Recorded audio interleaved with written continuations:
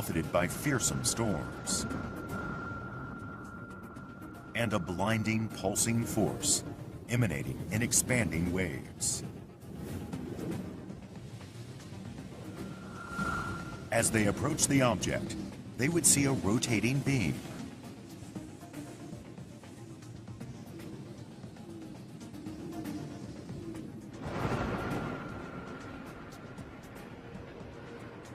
And a star with a diameter of just 10 kilometers. With a glinting mirror-like surface. This marvelous object really does exist in space. And now we will learn how it was discovered.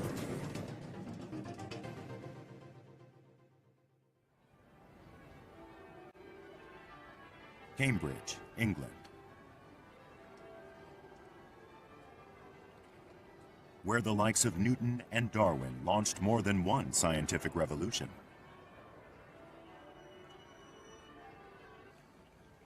A controversy in 1968 also started here.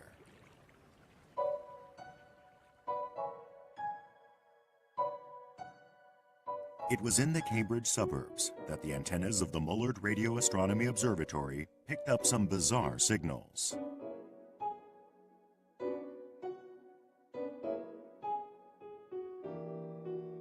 Anthony Hewish is one of the discoverers of those signals.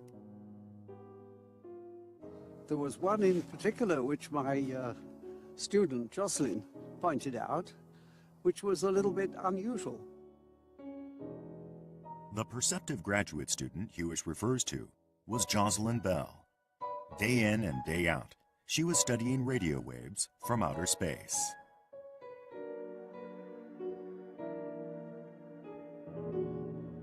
And so I was looking for sources that twinkled, that varied. And rather to my surprise, I found something that looked a bit like a twinkling radio source, but was not exactly like it. This is the actual record of Bell's observations. Usually there were hardly any undulations, but on this day, she detected some regular pulses.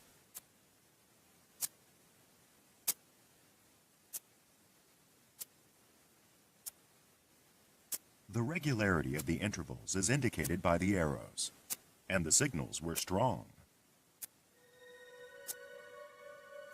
This was a first. It looked artificial, unlike any natural phenomenon.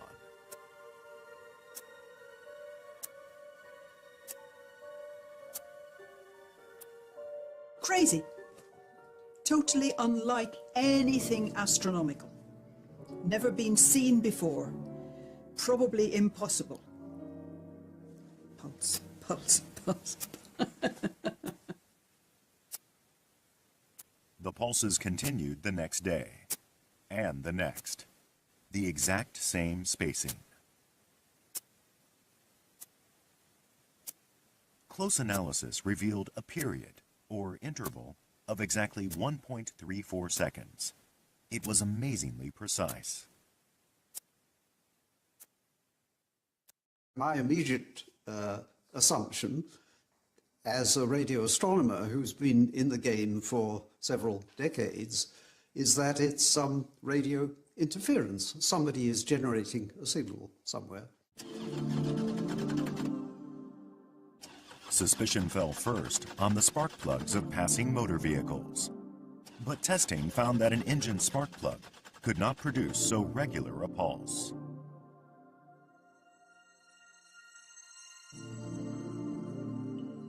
Next, they considered radio waves from nearby observatories. Perhaps they emitted radio waves during the course of their observations. But all the observatories they asked denied the possibility. Third suspect, the moon. Radio waves from sources on Earth might be reflected back to Earth by the moon. But the pulses were coming even on moonless nights. They considered ships' radars, arc welders, and amateur radio operators, all to no avail.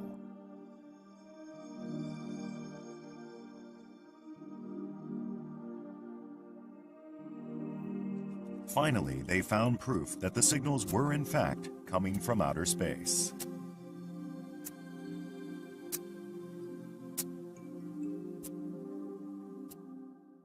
The stars take 23 hours and 56 minutes to go round and come back to the same spot in the sky. Not 24 hours. They get 4 minutes earlier each day. And this object was moving like the stars. So it's either something very, very curious or it's stellar. And here we have this signal. It looks quite unnatural. Was it an intelligent signal from outer space or not? That thought had to be taken seriously. Someone started to use the name Little Green Men.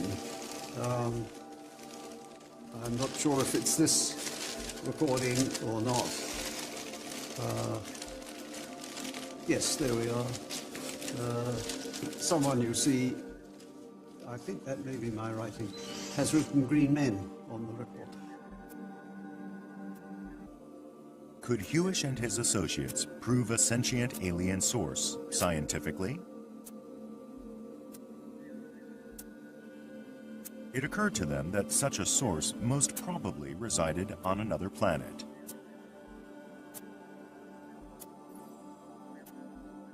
I think if you have alien intelligence, it's likely to be on a planet which is in orbit about a star, and that orbital motion could be detected. Hewish thought as follows. Aliens are unlikely to be living right on a burning star like the sun.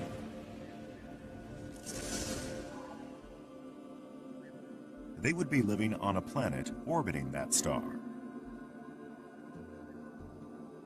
And there was a perfect way to test whether the pulses did or did not come from such a source.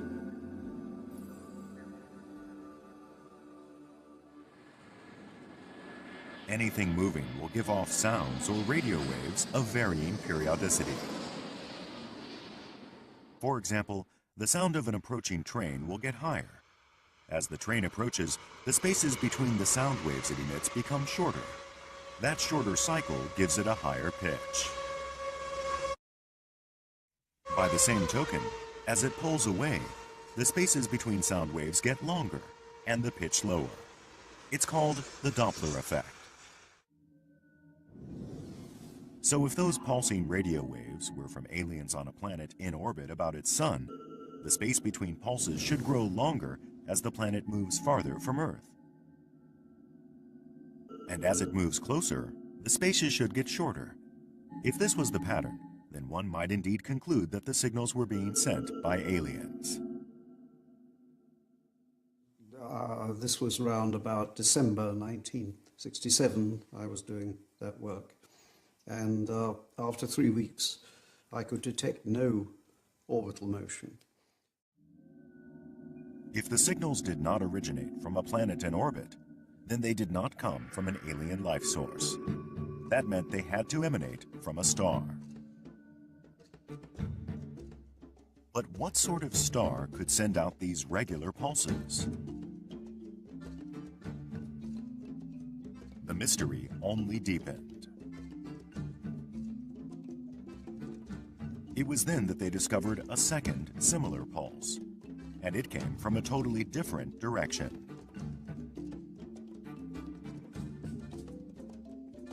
The next day, they found a third, and almost immediately, a fourth.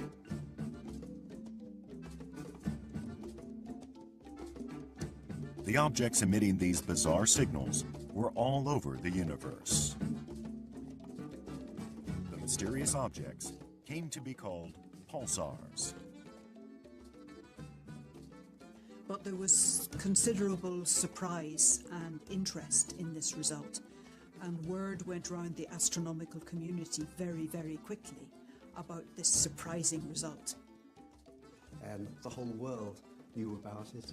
And of course, every radio telescope that could point in the right direction looked at these pulsars. a new celestial body emitting a mysterious pulse. What could it possibly be like?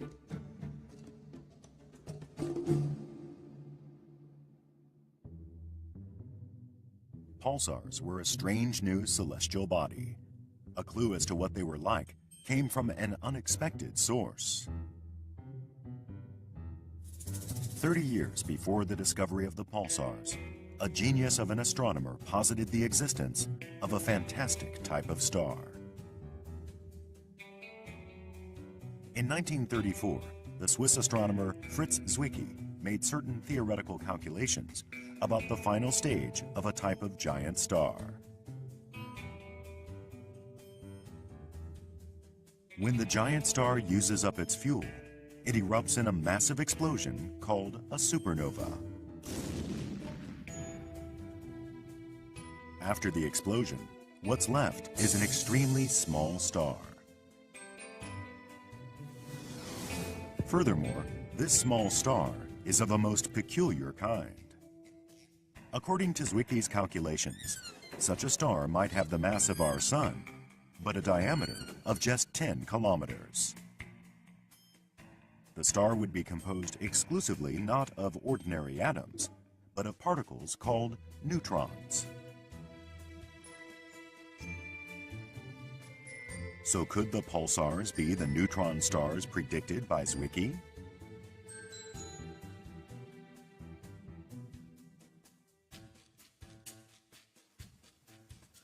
Stars, neutron stars, can rotate fast enough and produce directed radiation so that what you're looking at is essentially a lighthouse, like a terrestrial lighthouse. Neutron stars have magnetic fields. The stars rotate rapidly, all the while emitting electromagnetic radiation, including radio waves. Like the light from a lighthouse, these radio waves will seem to pulse with every revolution. The neutron star was a winning candidate for the pulsar.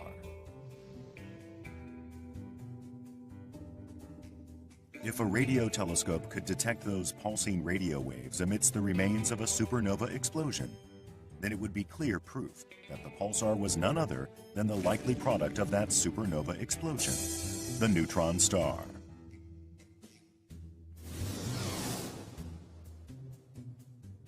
Telescopes were pointed to the Crab Nebula in the constellation Taurus.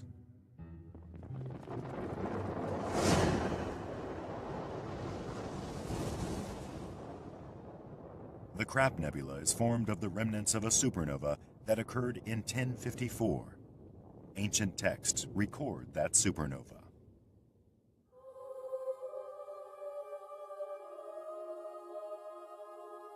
It was so brilliant that it could be seen even in the middle of the day.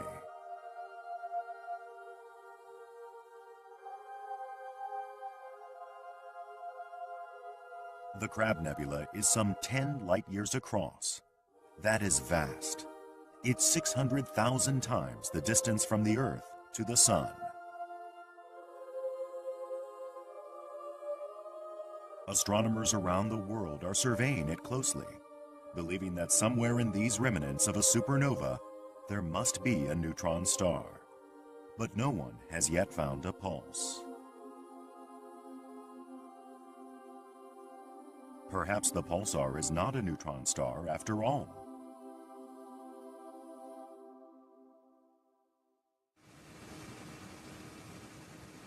The Jewel of the Caribbean, Puerto Rico. In Arecibo, in the western part of the island, is situated a gigantic structure, the Arecibo Observatory. With a dish antenna 305 meters across, this is the world's largest radio telescope.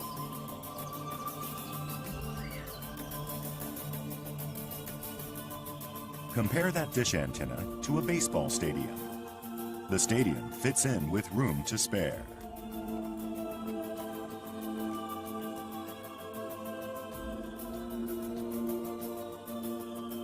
This giant radio telescope was used to search for a pulsar in the Crab Nebula.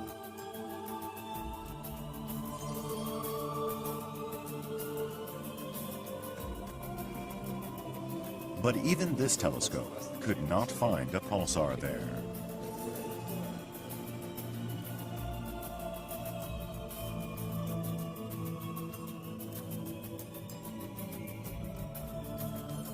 Richard Lovelace of Cornell University spent 8 months at Arecibo, observing the nebula.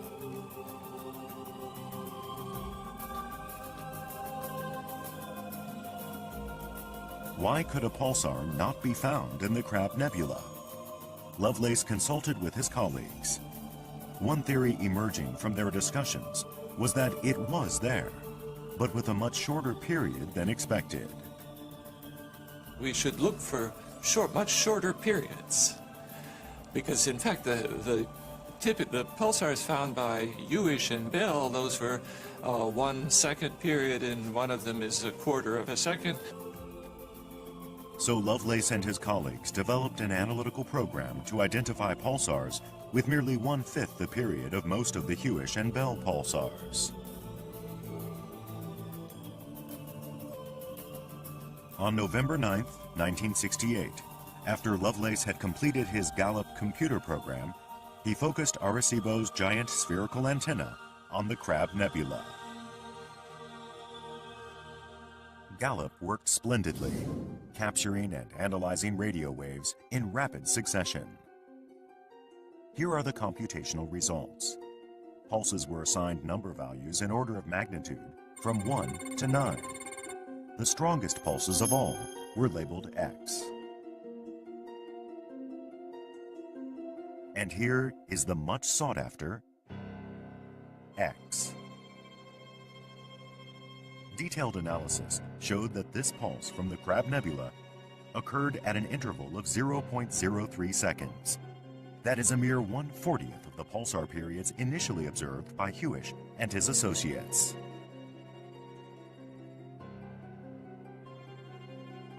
The reason this pulsar had not previously been detected in the Crab Nebula was because the star producing it was spinning so fast, yielding such a small period. The Gallup program had scored a great coup.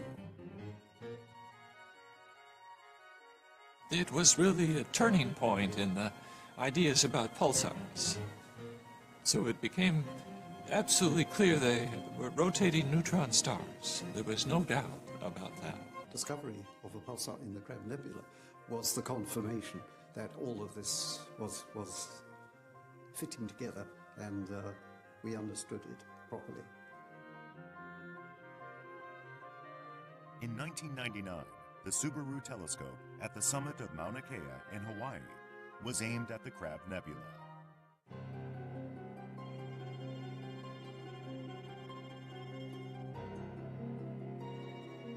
Observe the object indicated in the middle.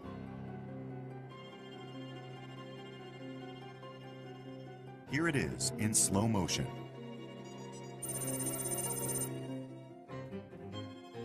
Something is twinkling, flashing, unlike any of the stars around it. A pulsar. And it is indeed a neutron star, the remnant of a supernova. The strange object predicted by Zwicky had finally revealed itself. So the pulsar is a neutron star. It is the result of an exceptionally turbulent process.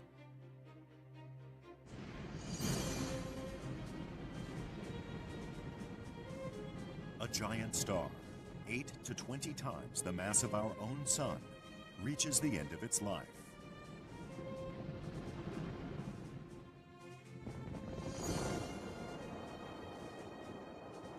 It explodes as a supernova.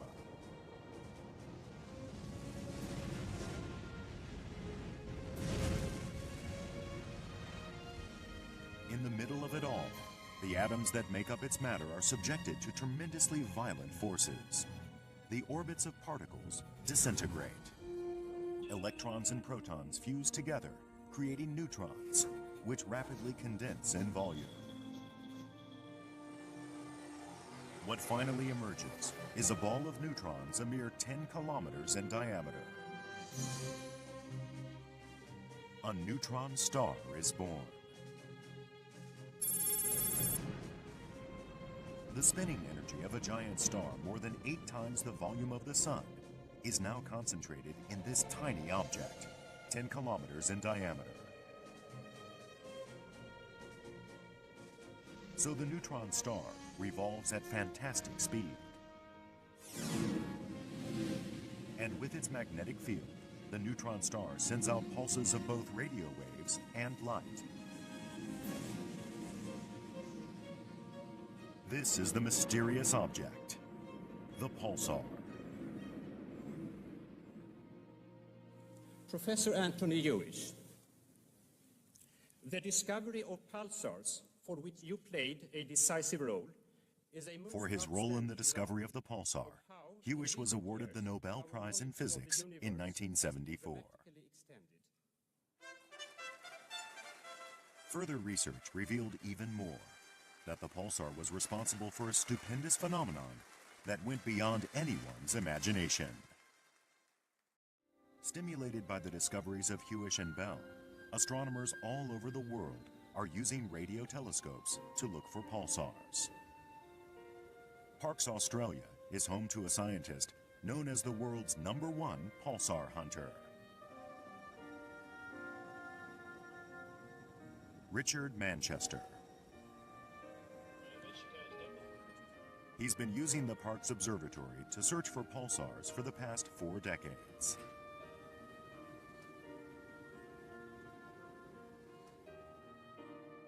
Parkes, it's a big telescope, but by world standards, it's not huge. There are radio telescopes in other parts of the world, in Europe and North America, which are bigger. But we've found twice as many pulsars as all of the rest of them put together. And we're pretty proud of that. So. The telescope is located in a natural setting, with more kangaroos than humans passing by. There are almost no artificial radio sources nearby to contaminate observations of the universe. And given its location in the southern hemisphere, it has a great view of the center of the Milky Way. All this makes the Parkes Observatory the perfect place for pulsar hunting. Manchester also has a special device here.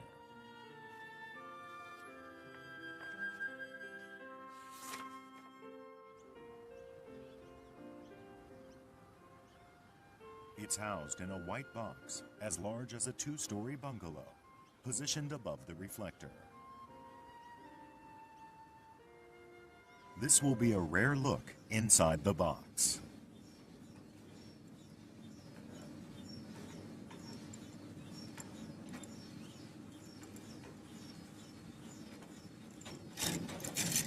It takes 10 minutes to climb a 50-meter ladder to the white box.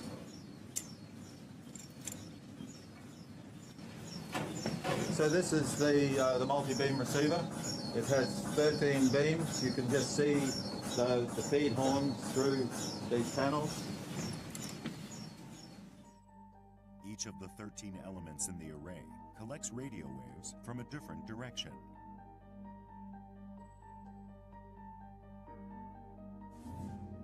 A single receiver can cover only one region of space at a time. But Manchester and his team have developed an array of 13 receivers. This multi-beam receiver can observe 13 areas at once.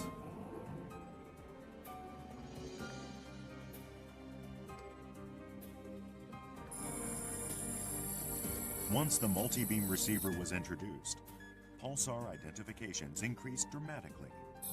Manchester's team soon found more than 1,100 of them. Thanks to the efforts of astronomers around the world, that number has reached roughly 2,000. If we could see pulsars with our own eyes, they would liberally populate the night sky.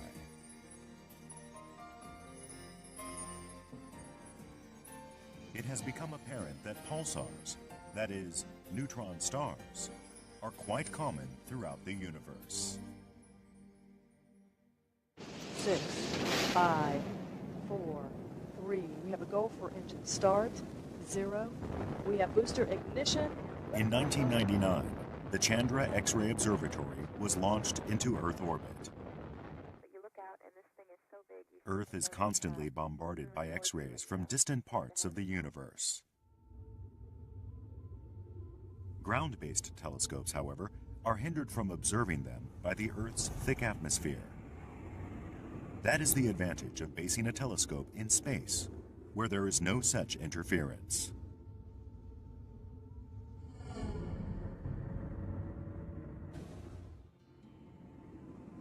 Chandra provides an excellent way to observe the remnants of a supernova. We'll look at a portion of the constellation Cassiopeia. There's that famous W shape. And off to one side is a supernova remnant dubbed Cassiopeia A. This is an image of Cassiopeia A, taken with visible light. And with visible light, that's about as good as it gets. With Chandra, however, it looks like this. Gas clouds enveloping a neutron star that is fiercely emitting X radiation.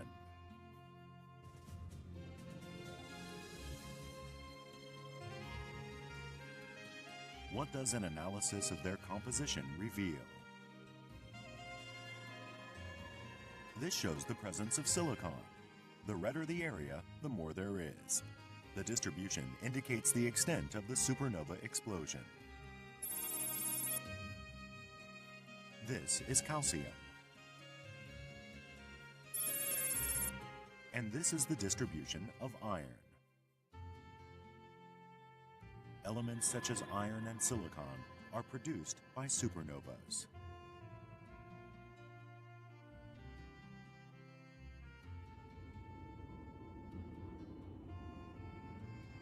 Next, we'll use Chandra to search for a pulsar.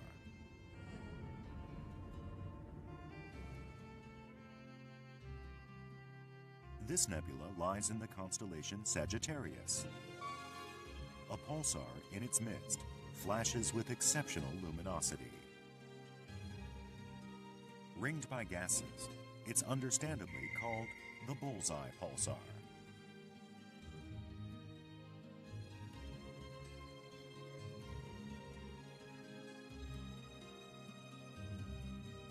This supernova remnant is in constellation Vela.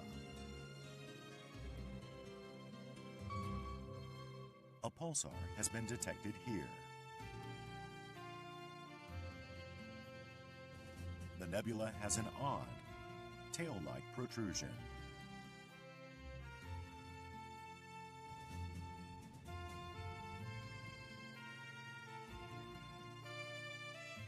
This nebula has some pointiness to it. It also has a pulsar, here. Gases expelled by a supernova normally expand outward in a spherical fashion, but collisions with surrounding gases have produced these strange angles.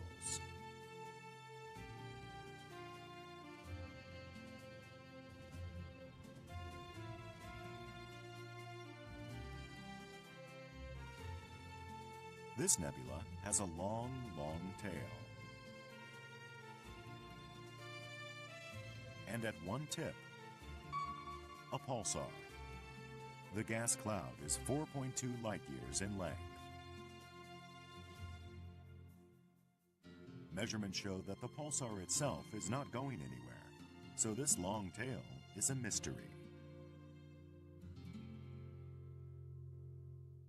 This nebula has been called the Cosmic Hand.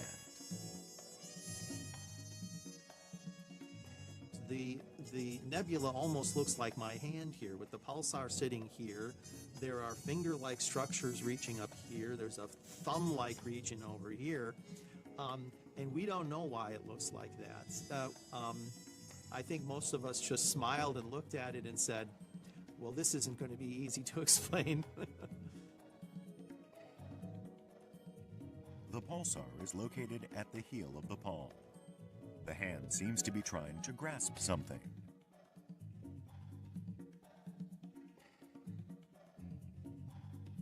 It's a broad palm, 150 light-years across. Truly, this cosmic hand is an awesome sight.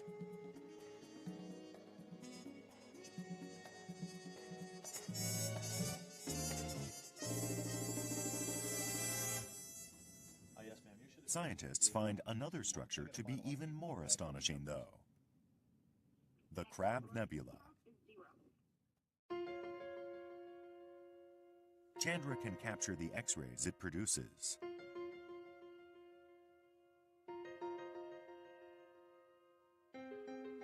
What appears now is a mushroom shape.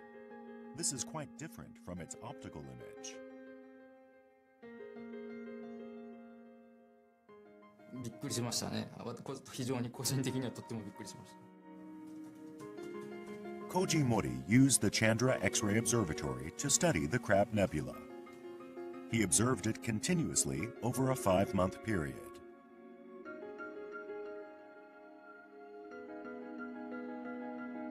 As he did so, he saw an awesome phenomenon he had no expectation of seeing. What attracted his attention was the ring of gas in the center. He imaged it at 3-week intervals and combined the results. It had moved.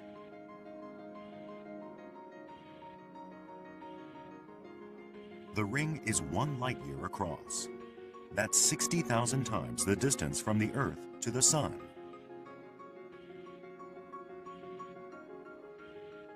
Yet on that gigantic scale, the ring suddenly enlarged.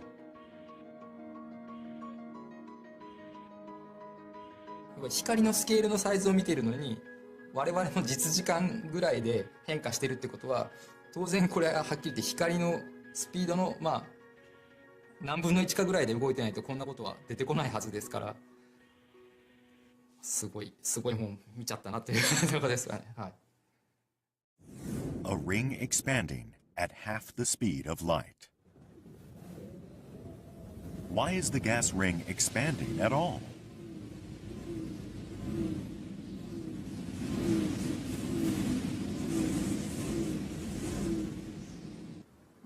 One scientist has tried to solve the mystery of this pulsar phenomenon by means of computer simulations. Shinpei Shibata thinks that the reason the ring is enlarging so fast is that the pulsar at its center carries an exceptionally powerful magnetic charge. とっても強い磁石が宇宙空間で回転している。磁石が回転するととっても強い発電機になるわけですね。Shibata and his associates used a supercomputer at the National Astronomical Observatory of Japan to simulate the pulsar's environment.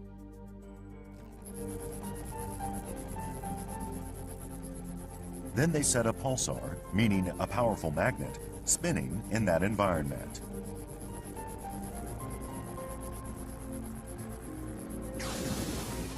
That yields a vast amount of electrical energy, which in turn produces a huge quantity of particles. The particles are spun off by the rotating pulsar and flung out toward the periphery.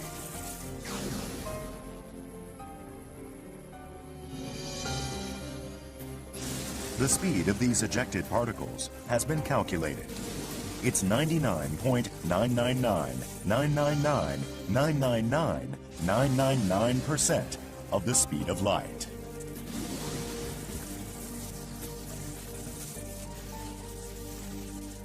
ほとんど光の速さで飛び出てくるんですよね。まるで嵐のような、これをパルサーウィンドとパルサー風というふうに言っています。磁石が回転しているっていうたったそれだけのことなんですけれども、それがあまりにも強力な磁石であまりにも強いと中から電波が出てきたり、あるいはガンマ線も観測されてるんですね。ガンマ線が出てきたり、粒子が高エネルギーの粒子が吹き出てきたり、プラズマの嵐のようなものが作り出されるということが分かってきたんですね。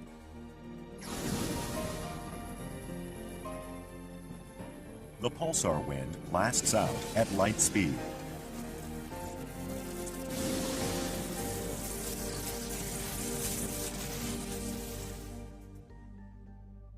At those fierce speeds, the pulsar wind pushes surrounding gases outward.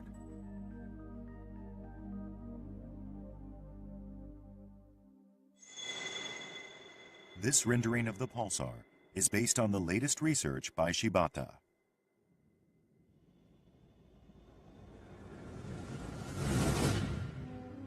And so we take an imaginary journey into deep space, to the Crab Nebula. We plunge into the nebula, greeted by a fearsome particle storm with winds reaching half the speed of light.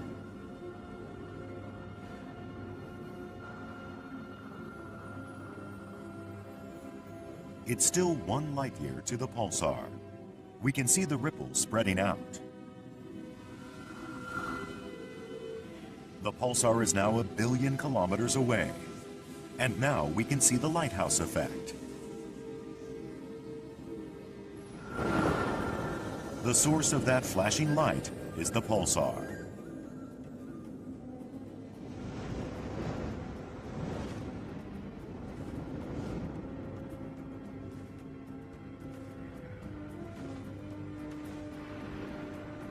Finally, the pulsar itself, a shimmering ball of neutrons, just 10 kilometers in diameter. Its gravitational force is so tremendous, all bumps and dips are leveled out. The surface gleams like a mirror. It even reflects the spaceship. It's simply amazing that such an object exists. Seen close up, the pulsar can only be called a wonder of the universe. The latest research has revealed that pulsars are also a source of a certain element of particular interest to humans. It happens during the most violent explosions known to occur in outer space.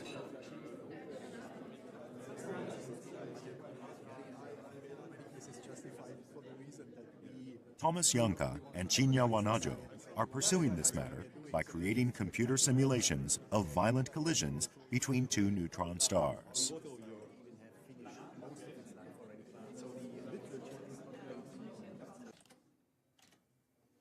First, Janka creates the neutron star collisions.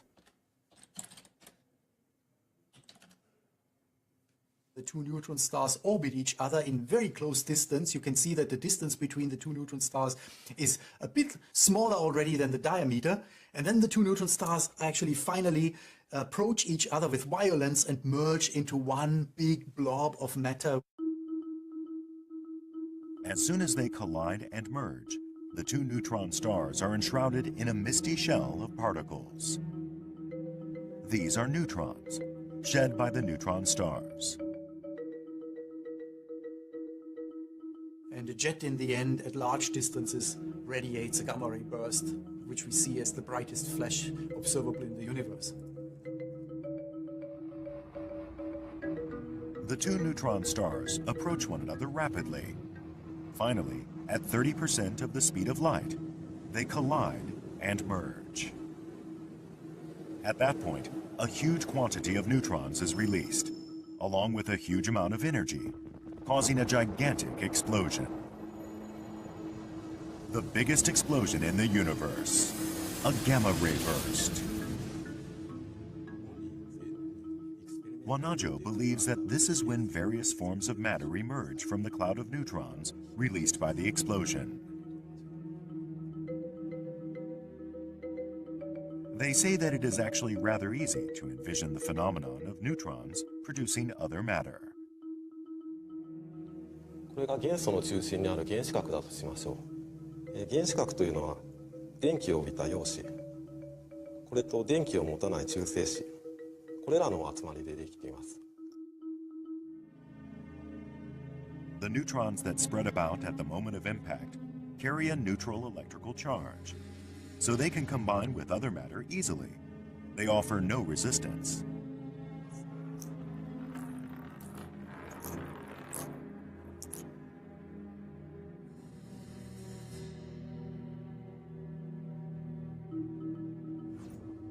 As more and more neutrons attach to a given nucleus, the nucleus grows larger and larger. Wanajo calculated the type and quantity of elements created at that stage. Consider what happens during the first 0.3 seconds after the explosion. The line extending towards the upper right of the graph indicates the volume of neutrons combining together. Heavy elements appear in a flash.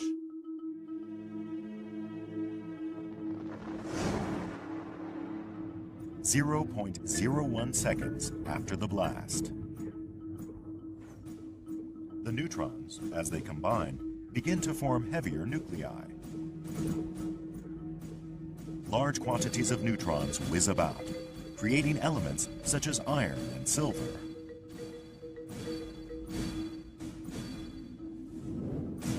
At 0.3 seconds after the explosion, more neutrons get added. When they reach a certain mass, the nuclei stabilize.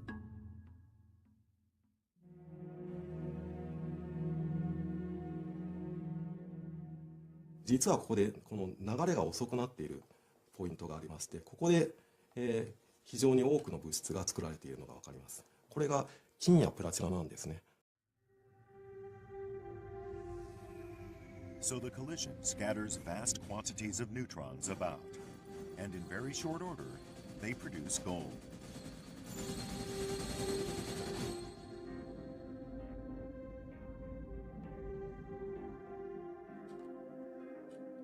So how much gold does the collision of those two neutron stars produce?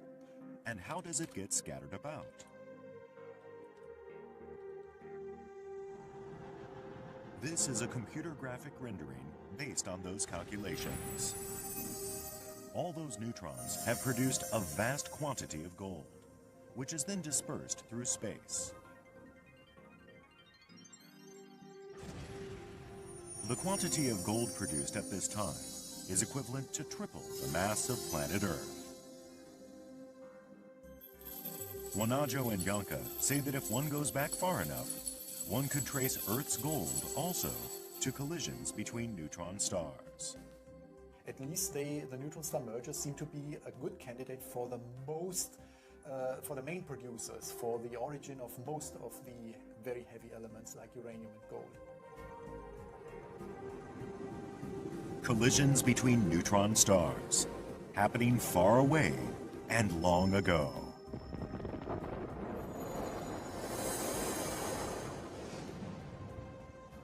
The gold we ourselves handle was created by the largest collisions in the universe.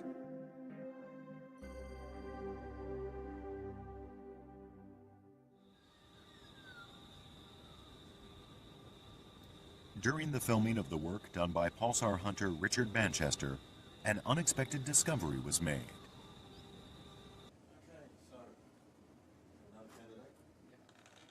Coffee cup in hand, he begins his observations for the day. Manchester knows a number of regions where pulsars are relatively likely to be found. He targets one of them. For 30 minutes, he directs the 64-meter antenna at one star in particular.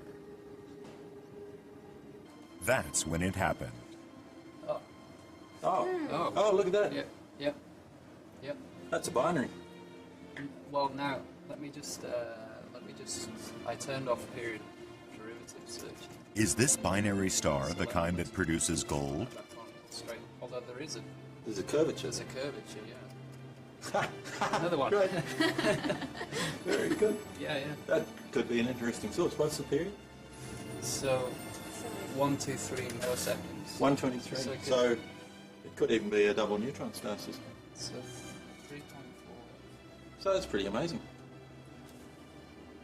Wow. Not at all. Pretty good. Yeah. And we only know of 10 or 12 of these systems out of the 2,000 pulsars that we know about. And so finding another one would be very exciting. The two neutron stars in a binary system will eventually, it is thought, approach each other and collide. Along with one of the greatest explosions in the universe, the result will be an increase in the amount of gold in existence, an increase equivalent to several times the mass of our entire planet.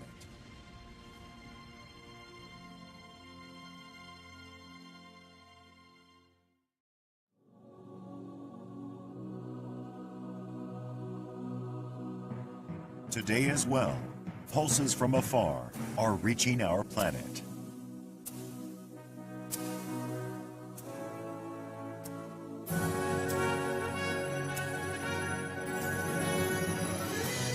Pulses that led to the discovery of neutron stars, spectacular celestial bodies.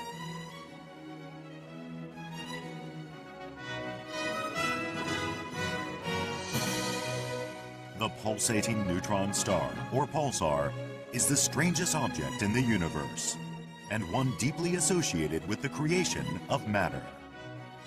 It will continue to challenge humanity's vision and entering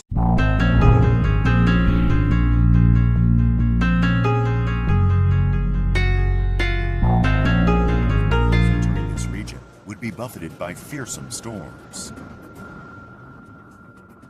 and a blinding pulsing force emanating in expanding waves.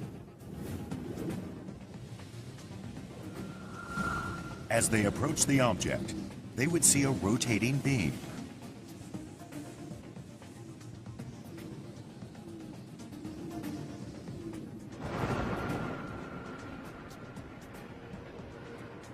And a star with a diameter of just 10 kilometers. With a glinting, mirror-like surface. This marvelous object really does exist in space. And now we will learn how it was discovered.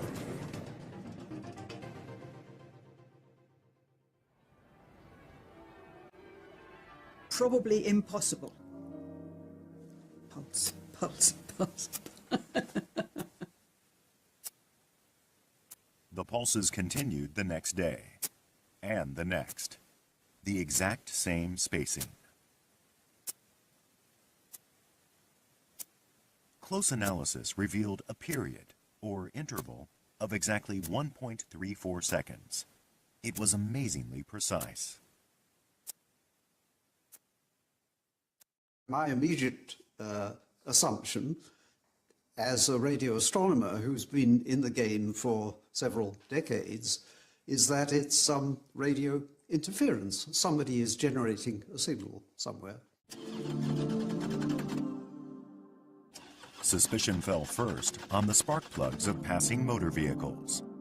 But testing found that an engine spark plug could not produce so regular a pulse.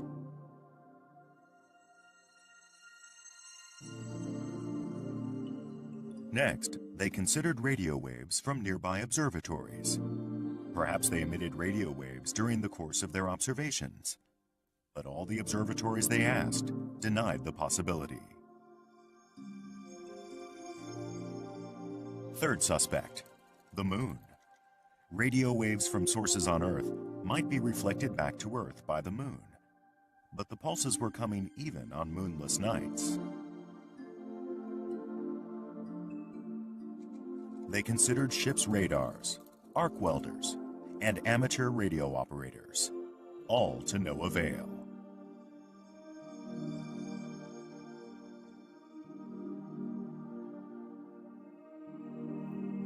Finally, they found proof that the signals were in fact coming from outer space.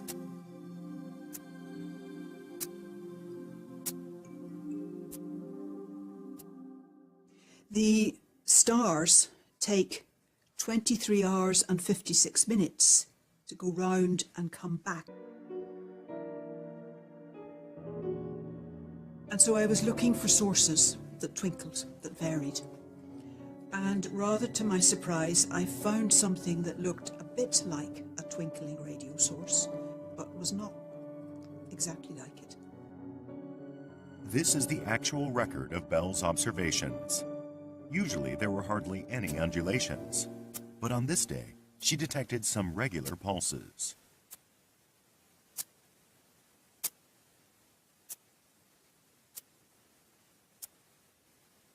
The regularity of the intervals is indicated by the arrows, and the signals were strong. This was a first. It looked artificial, unlike any natural phenomenon.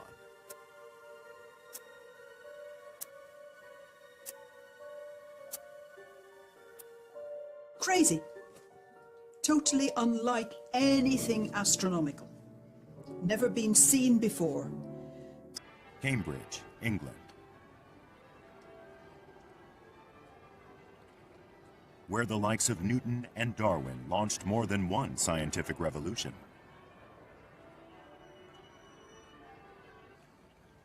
A controversy in 1968 also started here.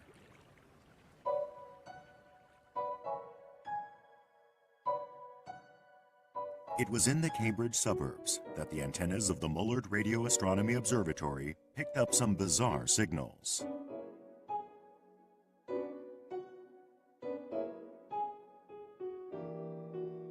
Anthony Hewish is one of the discoverers of those signals.